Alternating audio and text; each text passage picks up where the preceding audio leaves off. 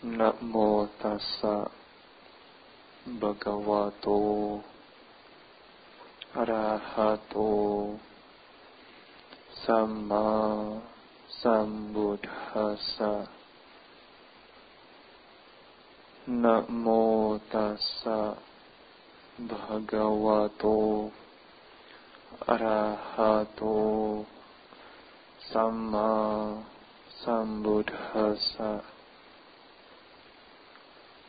Namo tassa bhagavato arahato samma sambuddhassa. Tamewa wacang bahaseya yayatanang nata paye pare cakna wihingseya sa we waca subha sita ti.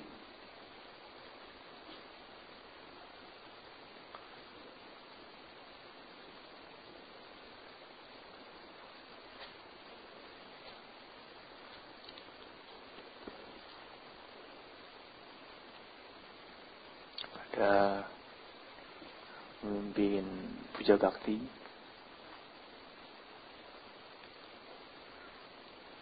Romo Ramani, para bapak, ibu, saudara-saudari, upasaka, upasika, semuanya yang berbahagia.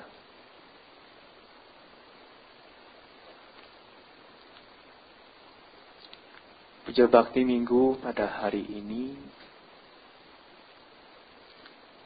sedikit berbeda dengan Puja Bakti Minggu pada umumnya.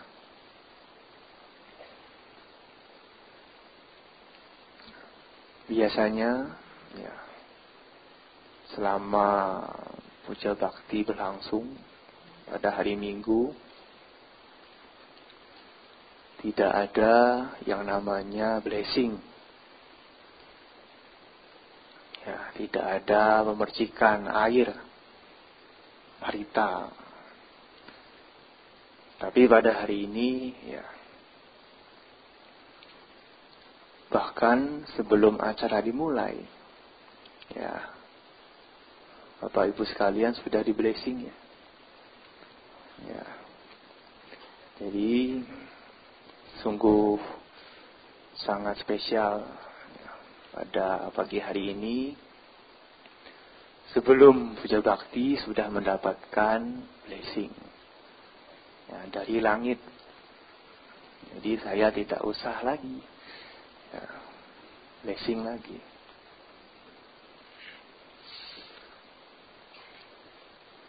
Saudara-saudara sekalian yang berbahagia, pada kesempatan kali ini, saya ingin mengangkat sebuah topik, sebuah tema yang sebetulnya sederhana, tidak sulit. Tetapi, apabila kita merenungkan dan membahasnya dengan penuh kesungguhan, pastilah akan memberikan makna yang mendalam.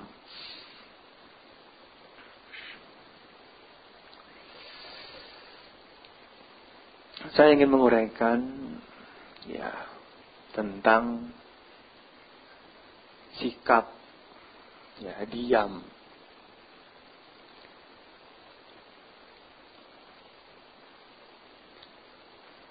Tentu kita sudah mengenal, ada pepatah yang mengatakan diam itu emas.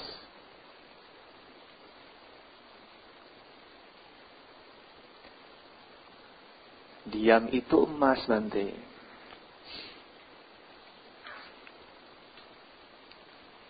Tetapi kalau dia diam, saya jadi cemas.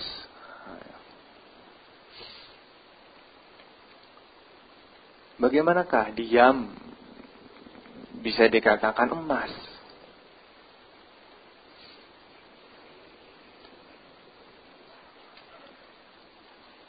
Bagi sebagian besar orang, ya, mungkin beranggapan bahwa ya, ketika saya diam, ya, tidak berbicara, tidak berucap sesuatu, ya, berarti saya tidak menimbulkan masalah,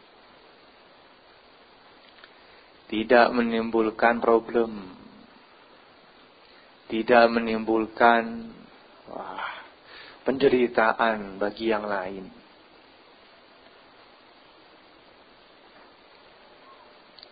Memang, ya, ketika seseorang itu diam, tidak ngomong apa-apa,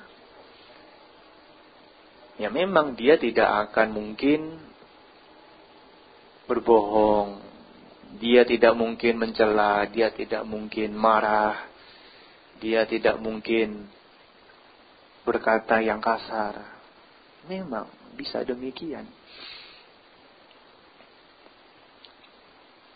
Tetapi apakah semua masalah bisa diselesaikan hanya dengan diam?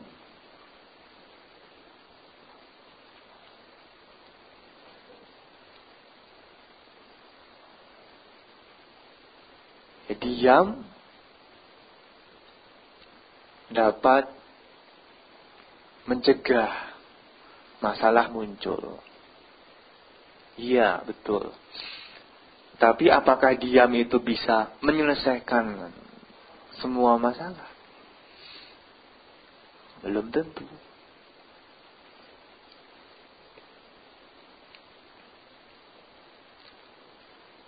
Untuk itulah kita, ya, dalam membahas mengenai diam ini, ya, kita patut melihat bagaimana Guru Agung kita, ya, Sang Buddha, bersikap, mengambil sikap untuk diam. Ya, di dalam kehidupannya, Sang Buddha, di balik, ya, banyaknya ceramah, khotbah yang beliau sampaikan,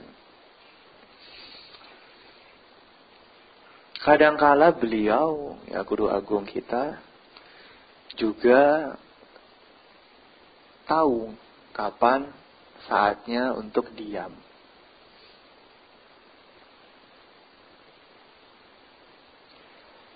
Tetapi diamnya Sang Buddha ini tidak sama dengan diamnya, ya, kebanyakan orang.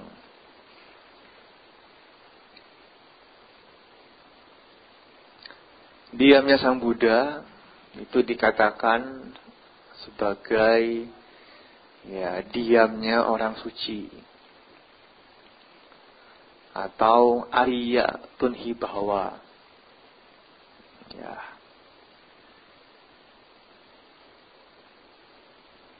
Dalam bahasa Inggris mungkin diterjemahkan Noble Silence. Nah, biasanya kalau Bapak Ibu yang ikut retret meditasi itu diharuskan untuk diam selama meditasi. Noble Silence.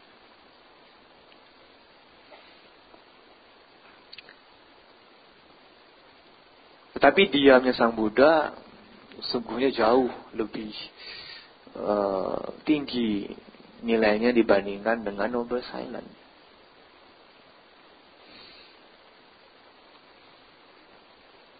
Meskipun, ya, Sang Buddha kelihatannya diam, tidak berbicara, tidak beraksi, tidak melakukan sesuatu. Tetapi di balik itu semua, ya,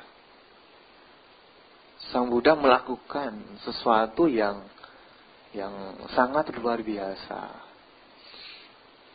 yang sangat mulia, yang sangat luhur, yang sangat berharga sekali bagi kehidupan semua manusia, semua makhluk hidup. Mengapa demikian? Ya, karena diamnya Sang Buddha itu dilandasi dengan cinta kasih. Ya, kasih sayang yang begitu luas, begitu dalam sekali nilainya.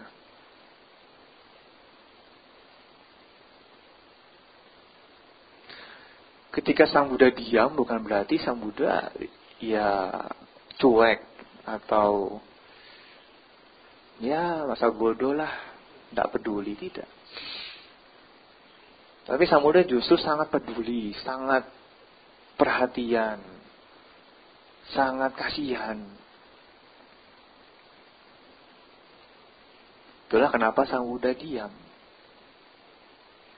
Nah, saat Sang Buddha mengembangkan cinta kasih seperti itu, tentu ada kesadaran, ada perhatian di situ, ada kewaspadaan yang disebut sebagai sati. Ya, sati itu kesadaran, kewaspadaan.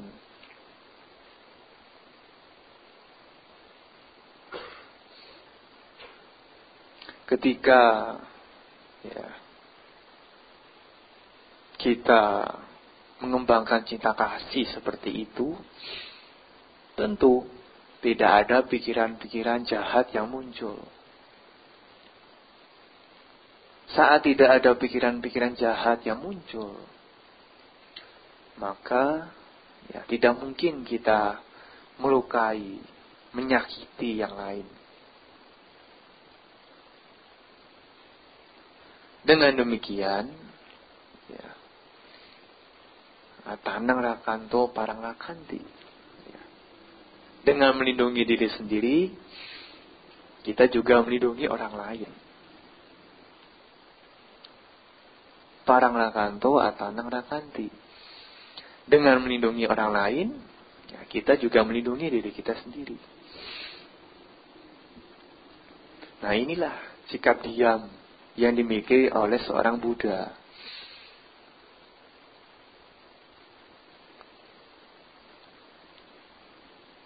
Selain itu juga ada saat Sang Buddha diam,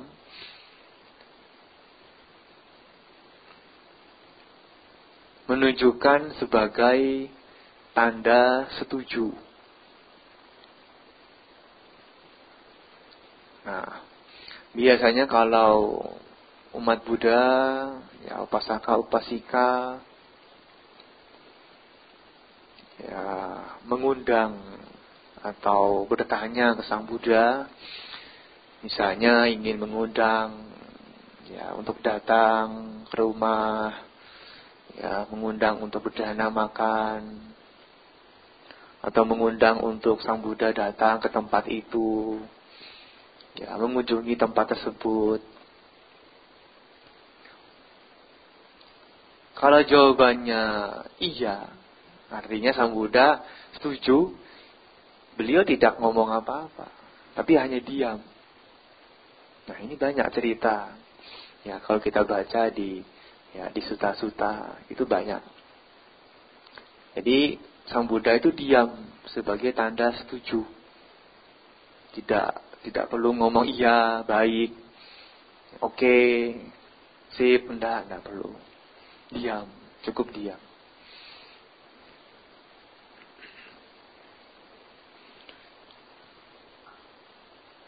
Mungkin inilah ciri khas dari Sang Buddha. Kalau diterapkan sekarang ini, sepertinya agak sulit ya. Nanti ditanya, Mau makan ini enggak? Diem. Pak, mau minum ini enggak? Diem. Wah, ini kenapa? Mau apa enggak ini? Bingung nanti istrinya. Ditanya diem. Ditanya diem. Maksudnya ini setuju, tapi tak ngerti. Dikira sakit gigi. Nah, ini diem-dieman. Kenapa? Marah atau apa?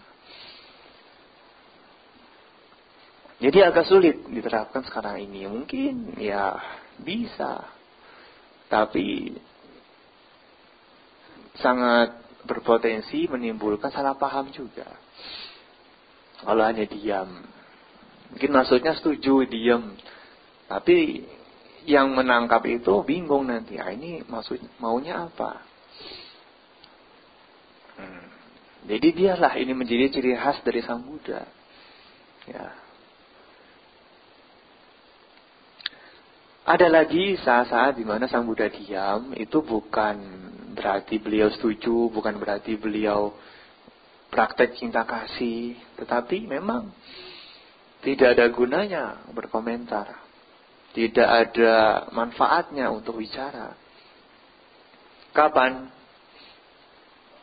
Ya, saat Sang Buddha suatu ketika ditanya oleh beberapa orang mengenai pertanyaan-pertanyaan yang spekulatif, pertanyaan yang sulit dijawab, sulit dibayangkan bagaimana. Ya, contohnya itu seperti pertanyaan mengenai bagaimana asal-usul dunia. Bagaimana asal-usul alam semesta. Sang Buddha tidak mau menjawab. Bukan berarti beliau tidak tahu. Tapi memang tidak ada gunanya menjelaskan itu panjang lebar. Karena tidak ada hubungan dengan praktek. Tidak ada hubungan dengan latihan kita untuk menyelesaikan penderitaan hidup. Ya, pertanyaan mengenai asal-usul dunia, bagaimana hancurnya dunia, juga tidak dijawab.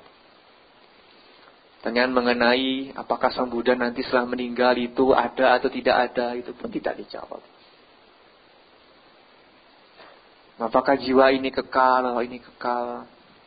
Itu pertanyaan yang terlalu tinggi, ya, metafisis, ya, di luar pemikiran kita. Seandainya pun kita tahu jawabannya, ya hanya sekedar pengetahuan saja. Tidak membantu dalam latihan. Tidak membantu dalam praktek. Bahkan sangat mungkin malah yang muncul bukan kebijaksanaan, tapi kesombongan. Ya, egonya itu yang akan muncul. Oleh sebab itulah, ya, Guru Agung kita Sang Buddha ya tahu kapan harus diam, kapan harus menjawab. Apalagi ketika ya Sang Buddha difitnah, ya dicaci maki oleh kelompok-kelompok petapa yang lain.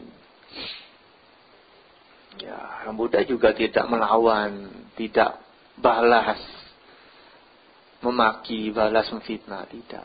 Beliau hanya bertahan dalam sikap diam yang sempurna. Karena semua fitnahan itu juga nanti akan ketahuan. Semua kebohongan itu juga nanti akan terungkap. Mana yang benar, mana yang salah nanti juga akan ketahuan. Tidak perlu membalas, tidak perlu membela diri dengan mati-matian. Ya, nanti juga akan kelihatan mana yang betul-betul di jalur kebenaran.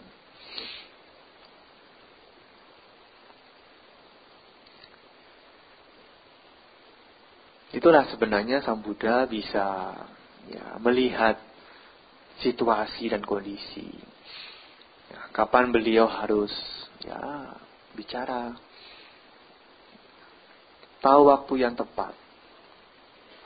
Kalau Sang Buddha sudah memberikan dhamanya, ya, memberikan nasihatnya pada para biku, tapi para biku ya tidak mau mendengarkan itu, ya beliau juga akan diam.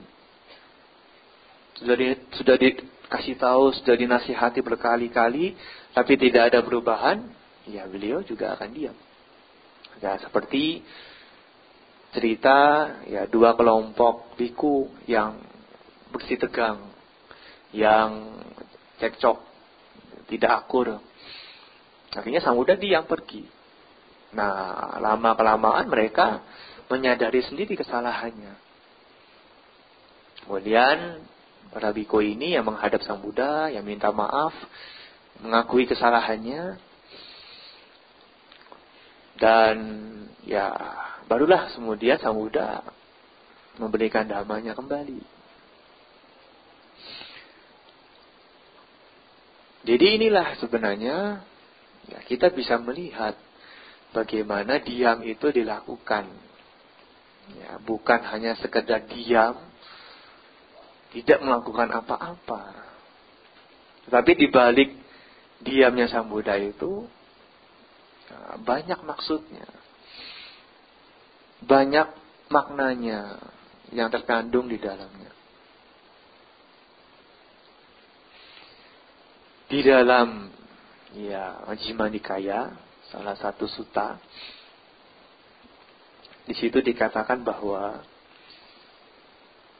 Guru Agung kita Sang Buddha ya mengatakan sesuatu selalu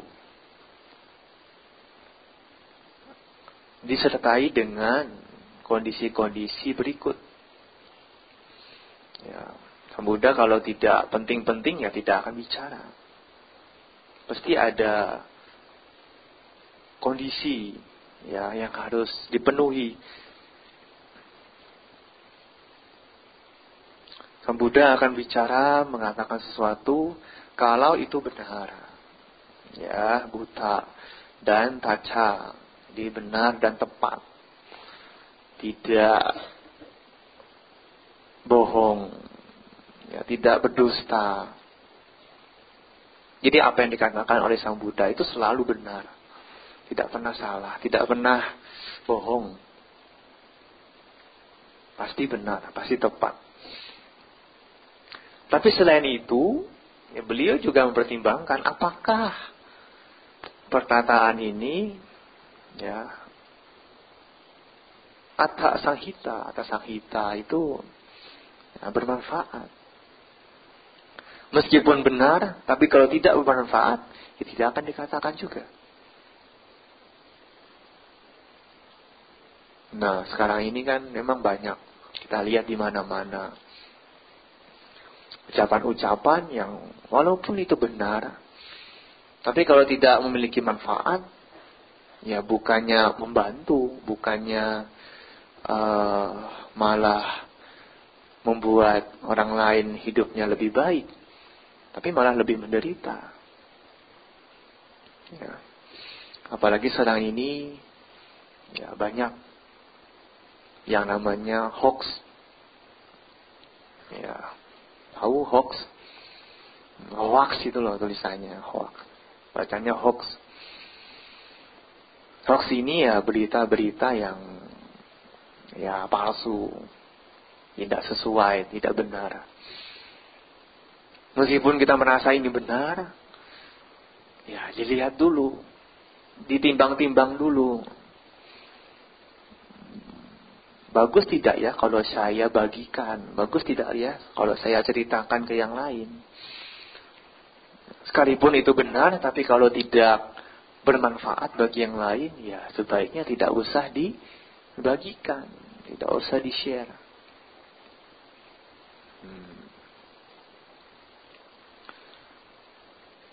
Berita tentang gempa, share langsung. Belum lama gempa sudah nyebar beritanya, foto-fotonya. Padahal setelah diselidiki, ini bukan foto gempa. Ini foto apa itu? Hujan. Yang aspal terbelah dua. Itu bukan foto gempa. Tapi kita menganggapnya, wah benar ini gempa, bahaya sekali. Ini bagi-bagi. Jadi orang takut. Bukannya orang ini malah bahagia lihat berita itu, ya mereka malah takut. Oh, jangan-jangan nanti saya pergi kemana-mana, wah bisa terbelah nih jalannya. Malah takut. Mau pergi, mau keluar takut. Padahal gempanya itu ya sudah dikatakan ya begitu aja. Ya tidak ada kelanjutan yang begitu parah gitu. Ya. Di sini terasa tidak? Terasa Bapak Ibu sekalian? Terasa kan goyang-goyang gitu ya. Ya asik juga. Goyang. Supaya enggak ngantuk-ngantuk goyang-goyang gitu. Nah, bangun. Kan itu jamnya tidur siang.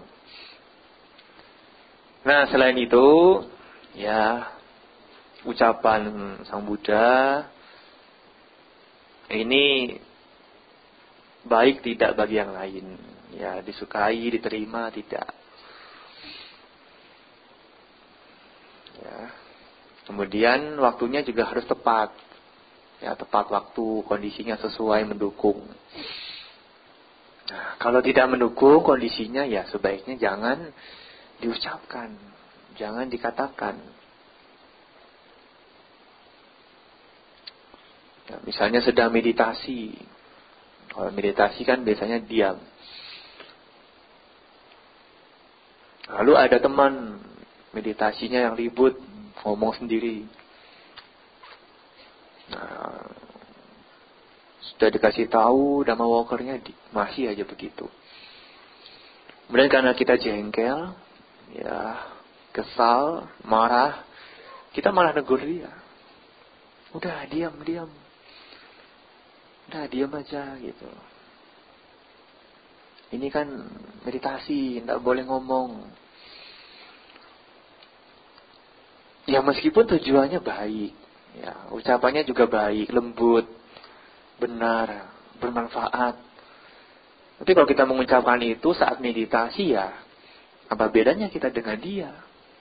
Ya sama saja, ngomong juga kan. Malah mengganggu yang lain juga. Bukannya membuat suasana menjadi lebih baik, malah semakin ruwet. Karena ngomong semua akhirnya. Nggak ada yang mau mengalah. Nah itulah. Ya, kondisi yang tepat kita harus melihat kapan kondisi tepat. Kalau lagi emosi, ya itu dilihat-lihat dulu. Jangan, kalau orang lagi emosi biasanya kita kasih tahu pun tidak akan masuk. Ya, tidak akan mau dengar. Orang lagi emosi, lagi marah, kita nasihati ya malah dia semakin emosi, malah semakin naik. Makin panas. Wah, ini nantang saya ya. Wah, dibilangi begini, kamu tuh nggak boleh. Wah, ini kenapa begini? Wah, makin ribut. Nggak ada gunanya kita bicara. Lebih baik apa diam. Nah, di sini mungkin bisa dikatakan diam itu emas. Dalam kasus ini boleh. Ya, Anda mengatakan diam itu emas, boleh.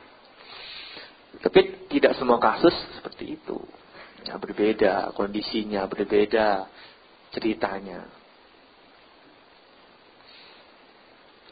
Ya.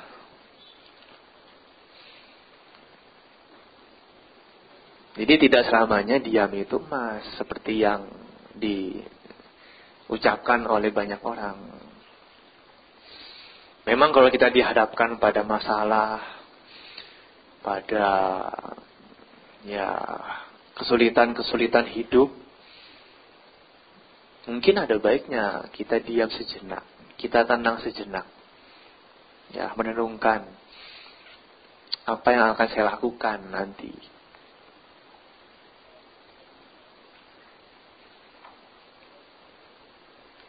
Apalagi ya ketika kondisi batin lagi tidak sehat. Ketika batin kita itu lagi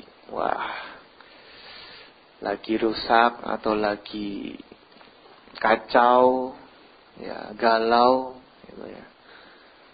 Mungkin perasaannya tidak enak, ya. Emosinya lagi tidak stabil. Nah, kita perlu juga melihat kondisi ini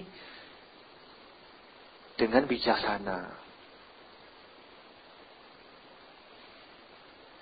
Karena saat-saat begini biasanya mudah sekali kita keluar kata-kata yang tidak enak, tidak sesuai. Kalau lagi tidak nyaman perasaannya itu kan bawaannya apa? Marah. Bawaannya, pokoknya ada ketemu orang marahin dah. Ketemu siapa ini langsung semprot. Nah, ini harus ditahan. Ya, kondisi-kondisi batin begini, ini kita harus sadar bahwa saya harus tenang dulu sejenak. Ya, diam. Apalagi kalau sudah melihat orang lain itu salah, tidak suka dengan dia.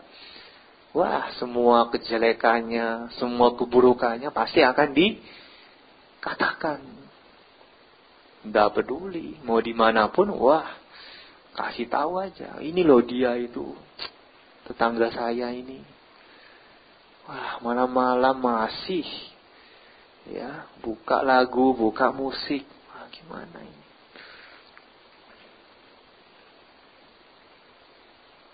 Atau mungkin cerita di rumahnya itu dibawa keluar. Ya, suami saya itu, kalau tidurnya seperti balapan. Suaranya balapan. Ini cerita ke tetangganya, semua tahu. Nanti enggak kurang begitu, bagikan di medsos, semua WA, di-share. Buat apa? Ya, lebih baik kita tahan diri. Ya, tahan.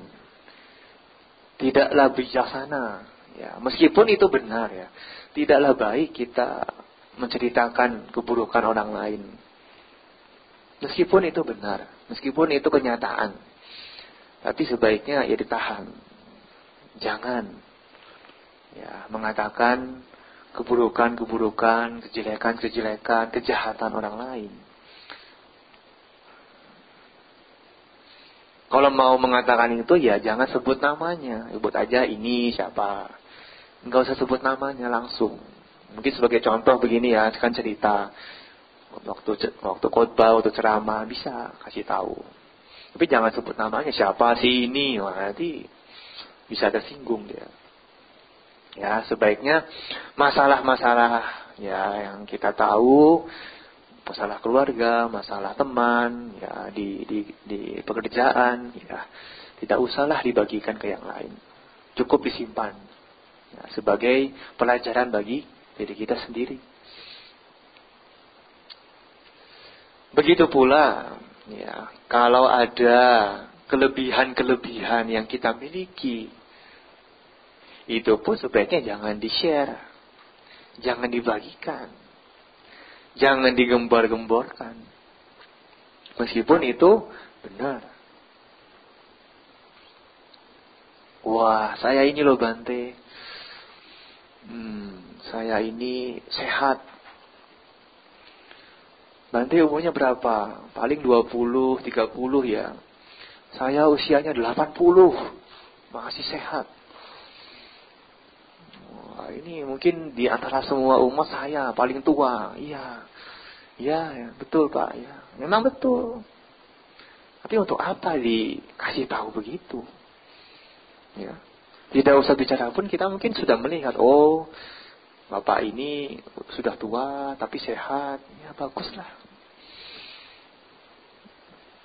Jadi apapun mungkin kita merasa kita lebih pandai, kita lebih kaya, kita lebih sukses.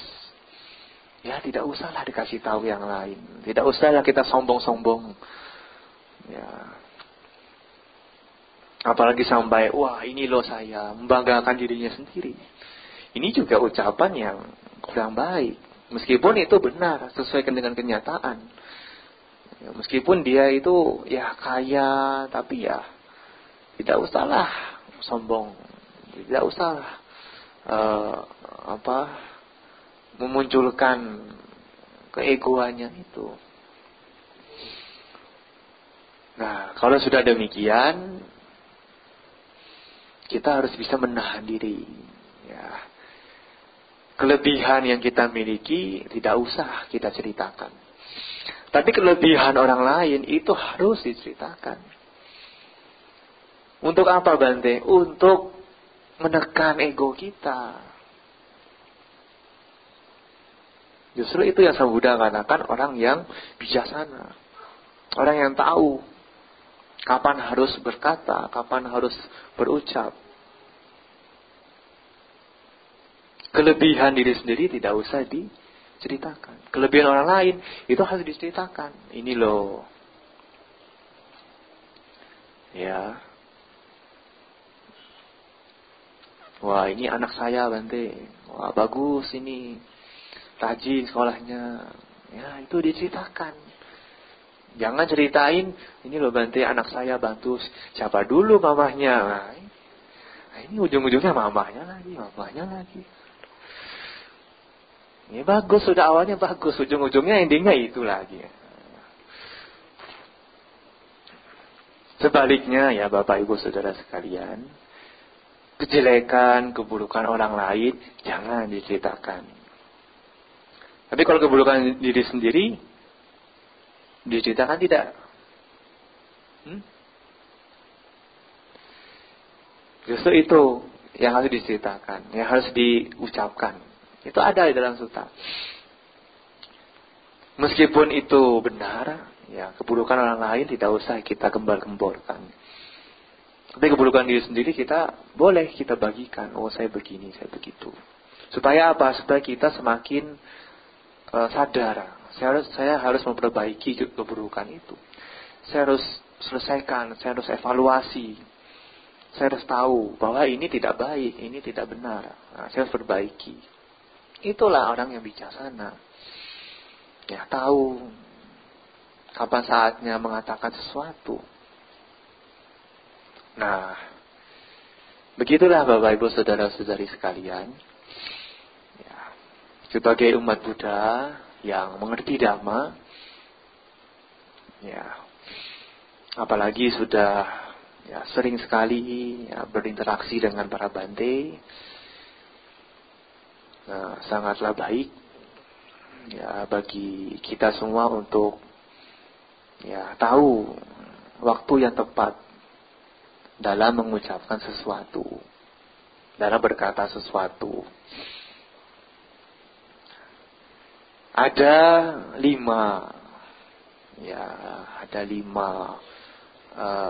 kualitas yang harus kita pertimbangkan sebagai ya seseorang yang sudah belajar Dhamma dengan baik. Kita juga harus mempertimbangkan ucapan kita. Apakah ucapan itu tepat waktu atau tidak? Ya, kalena. Seperti tadi yang sudah dijelaskan, kalau ucapan itu malah membuat kemunduran, malah membuat kekacauan bagi yang lain. Meskipun benar, meskipun itu diucapkan dengan lembut, dengan baik, tapi kalau tidak tepat waktu juga tidak bijaksana. Ya, belum lama ini saya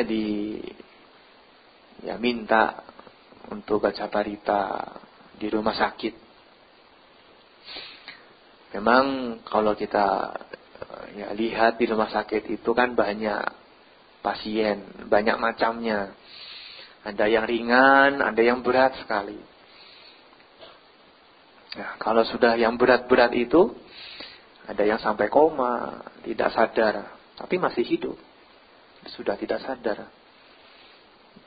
Tidak bisa berinteraksi, tidak bisa ngapa-ngapain. Tapi di sana saya selalu mengatakan kepada keluarganya bahwa saat di kamar, saat di ruangan yang sakit ini, cobalah ya kita semua mengucapkan sesuatu yang baik-baik. Meskipun kondisinya sudah parah sekali. Tapi cobalah kita ucapkan yang baik-baik di tempat itu. Di ruangan itu.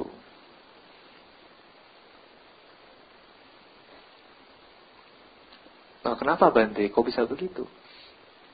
Ya, karena kalau orang itu, meskipun dia matanya tidak bisa melihat, meskipun mulutnya tidak bisa bicara lagi, meskipun dia tidak bisa merespon sesuatu, tetapi telinganya masih bisa mendengar. Ya, kalau orang koma itu masih bisa dengar. Bukan berarti dia tidak dengar.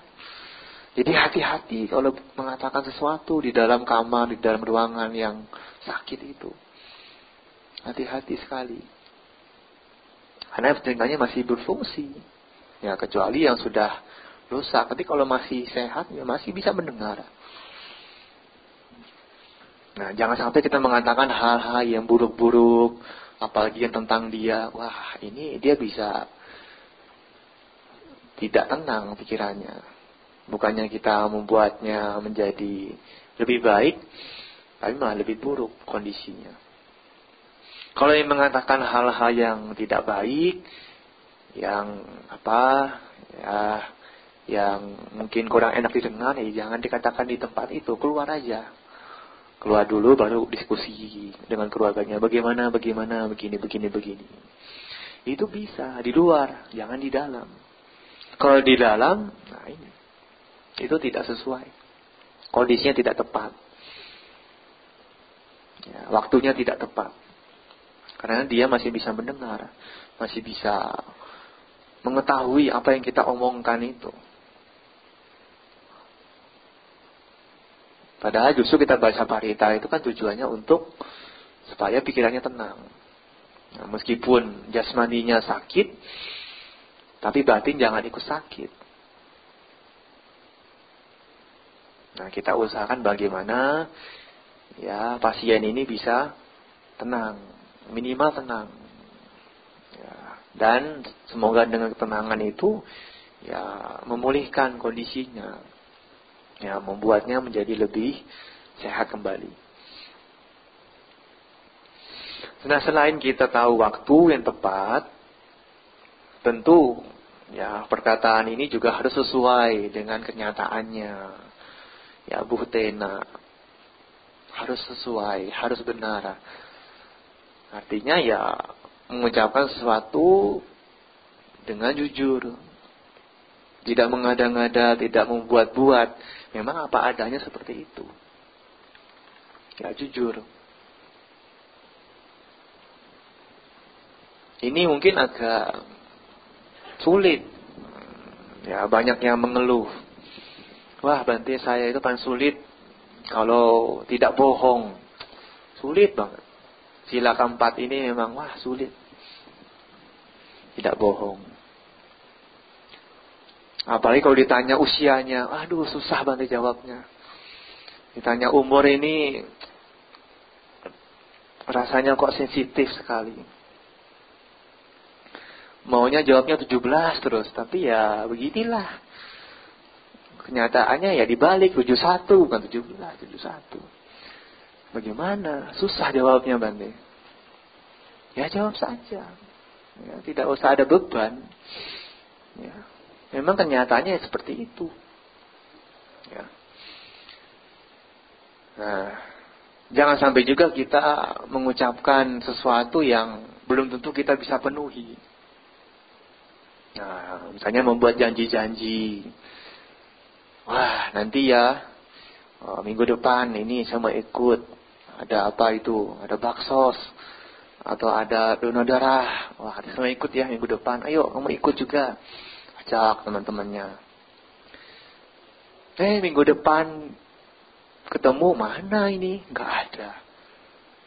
Katanya dia yang ngajak, tapi nggak datang. Katanya dia mau ikut baksos, tapi nggak ada tuh kelihatan. Ini gimana ini? Nah, kemana? Nah, hati-hati juga.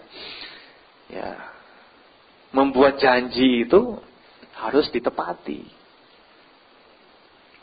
Ya, kalau kita sudah membuat janji misalnya, ya ketemu jam sekian, ya harus ditepati.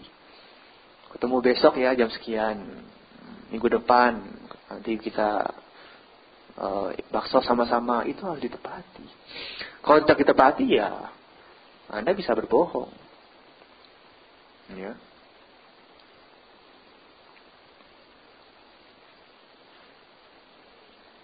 Janjinya pergi 2 hari. Wah, saya pergi dulu ya 2 hari. Tetapi setahun baru kembali. Kan ada lagunya begitu. Kan cinta ini cuma suai.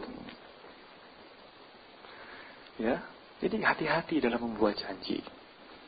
Nah, kalau tidak bisa dipenuhi ya sebaiknya tidak usah berjanji. Ya mungkin nanti ya saya usahakan gitu. Saya usahakan datang. Tapi kan tidak janji datang, pasti datang. Saya usahakan.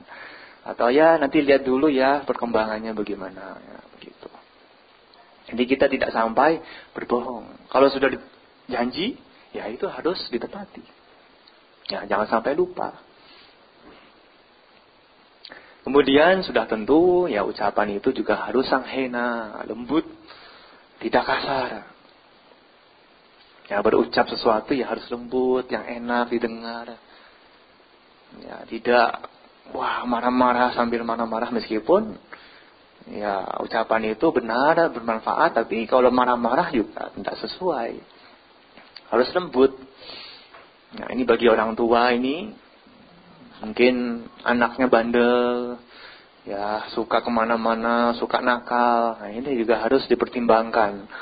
Bagaimana kita berucap, menasihati dengan lembut. Ya, tidak emosi, tidak marah-marah. Ya. Ada tuh dikatakan, saya baca di tulisan-tulisan itu.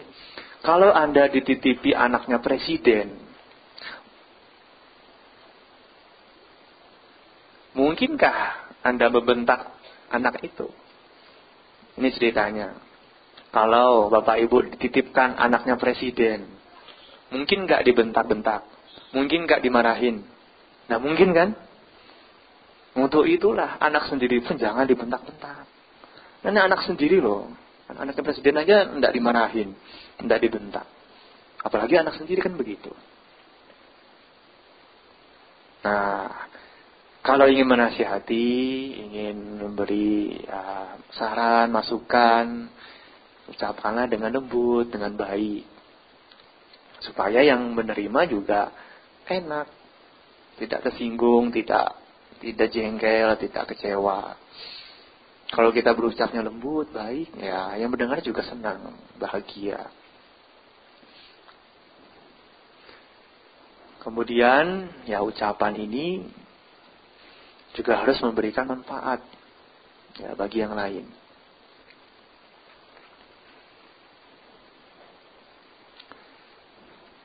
Kalau kita ucapannya sudah benar, sudah lembut, ya tepat waktu, tapi tidak ada manfaatnya bagi yang lain. Mungkin ya orang Indonesia kan terkenal kepo. Mau tahu urusan orang lain. Apa aja, apa sih dengar-dengar. Kepo banget gitu.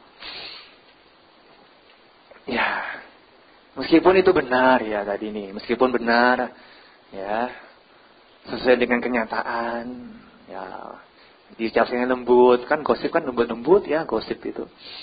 Tapi kalau tidak memberikan manfaat, ya sebaiknya tahan dulu.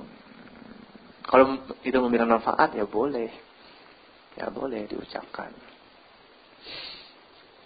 Misalnya di jalan ketemu pengemis atau orang pengamen begitu. Buka kaca. Yang dikasih bukan uang, tapi kasih nasihat. Wah, kamu ini masih muda ya. Kelihatannya masih kuat. Kenapa ngemis?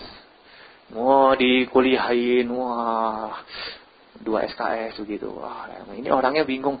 Saya itu minta uang, bukan minta nasihat. Malah diceramahin. Jadi sebenarnya tidak sesuai. Ya. Meskipun itu benar, meskipun kita punya niat yang baik, ucapannya juga lembut, baik. Tapi ya kalau tidak bermanfaat, nah kita harus timbang-timbang dulu.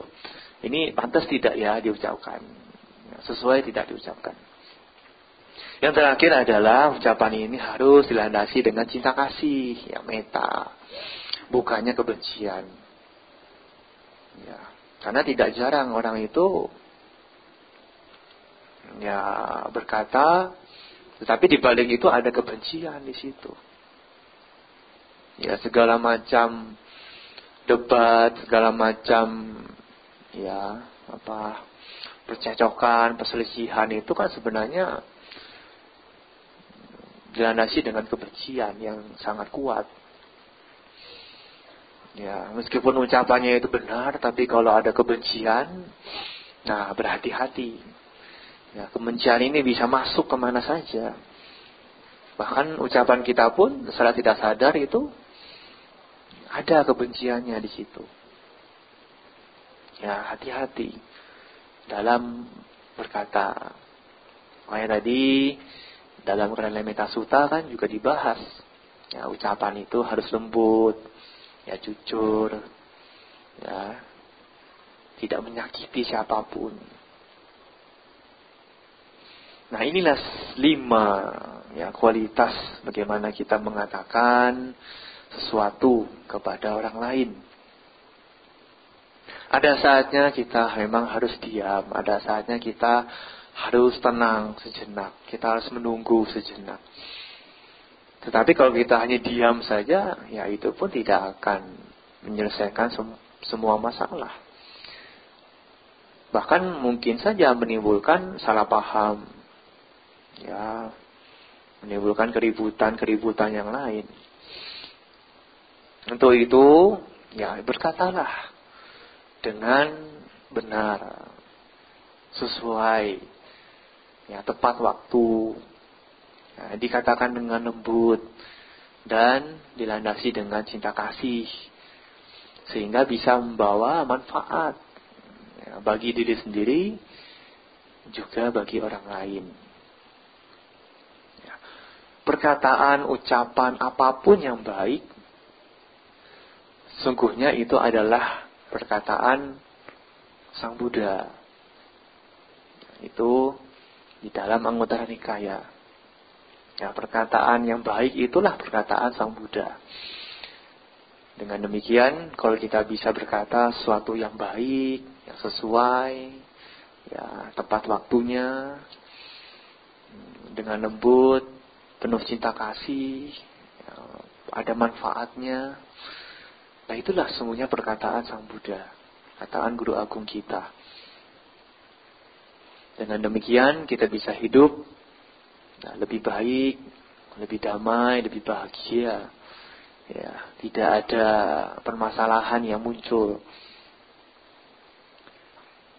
Inilah sungguhnya ucapan yang baik. Diam yang baik, diam itu emas. Nah, kalau diamnya itu sesuai dengan kondisinya. Tetapi di balik diam itu emas, ya berkata juga baik, berkata juga menjadi berlian gitu. Kalau dikatakan dengan tepat waktu, dikatakan dengan sesuai, benar, memberikan manfaat bagi yang lain. Ya, kalena dhamma sakacca. Ketika kita membahas dhamma, berbicara dhamma, pada waktu yang tepat, itulah berkah utama. Seperti tadi, yang sudah saya katakan di awal Dhammadesana. Ya, ini ada di dalam Sutta Nipata.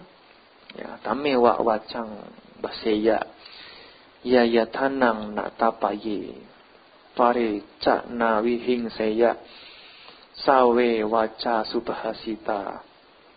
Seseorang seharusnya hanya mengucapkan kata-kata yang tidak membahayakan dirinya sendiri dan tidak juga menyebabkan bahaya bagi orang lain. Inilah sesungguhnya ucapan yang baik, ucapan yang indah. Semoga kita bisa selalu berkata dengan bijaksana,